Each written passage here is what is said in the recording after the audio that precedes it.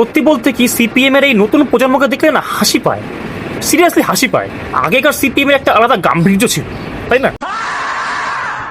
তারা অন্তত দাস ক্যাপিটাল পড়তো, তারা মার্ক্সবাদ নিয়ে একটা চায়ের দোকানে বসে আড্ডায় বড় বড় বড় বড় বাতলা ছাড়তো, ভুলো ঠিক হোক একটা কিছু করতো। আর এখনকার সিপিএম আইডিওলজি শিফট করে কোথায় যে নেমেছে, এদের আইডিওলজি হলো আমাদের সাথে মতের মিললেই চলো গালিগালাজ করো, খিস্তি মারো। এরা হচ্ছে খিস্তির বিপ্লব করছে, আর কিচ্ছু না। এদের ইনকিলাব জিন্দাবাদ এখন পরিণত হয়েছে খিস্তি জিন্দাবাদে। আগেকার দিনের পার্টি ক্লাসে পলিটিক্স শেখানো হতো, আর এখন শেখানো হয় কি করে একটা মাকে খিস্তি মারবে। একটা শেখা হতো মাকে কিভাবে নিউ গালিগালাজ করে নামাতে পারবে নিচে, কিভাবে তাকে উল্টো পাল্টা ভাবে ট্রোল করতে পারবে। এটা হচ্ছে এদের নিউ আইডিওলজি।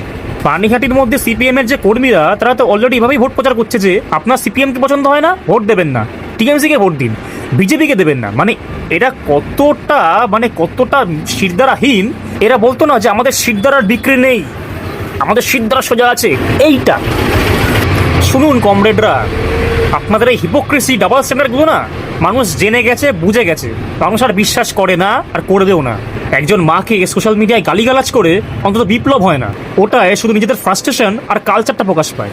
একবার ভাবুন তো, একজন মা সুবিচারের আশায় দিনের পর দিন রাস্তায় ঘুরেছিল, কিন্তু কোনো সুরাহা হয়নি।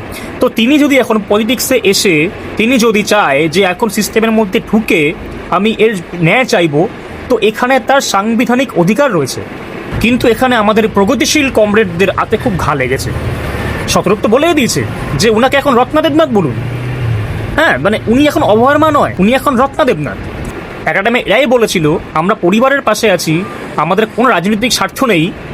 আর এখন এদের হিপোক্রেসি দেখলে গা জ্বলে ওঠে। আপনাদের এই সিলেক্টিভ প্রগতিশীলতাকে দেখতে না পূর্ণ হয়। আপনাদের ওই লাল ঝান্ডার না একটা সম্মান ছিল। এই মুহূর্তে এই কিবোর্ডের বিপ্লবে না সেটাকে আপনারা পুরোপুরিভাবে কালিমালিপ্ত করেছেন। মানে উনি কেন বিজেপির হয়ে দাঁড়িয়েছে, কেন সিপিআইএমের হয়ে দাঁড়ায়নি, এটা হচ্ছে তাদের হাতে ঘা লাগছে। মানে এটা কি? অভয়ের মা রত্নদেবনাথ একটা কুরুক্ষেত্রের ময়দানে নেমেছেন।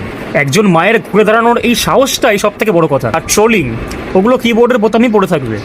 বাস্তবের ময়দানটা না অনেক আলাদা। সবাই ভালো থাকবেন, আর হ্যাঁ, চোখ কানটা খোলা রাখবেন ভোট দেওয়ার সময়, বোতামটা টেপার সময়। আর হ্যাঁ, এই ফেক বিপ্লবীদের থেকে অনেকটা দূরত্ব বজায় রাখবেন।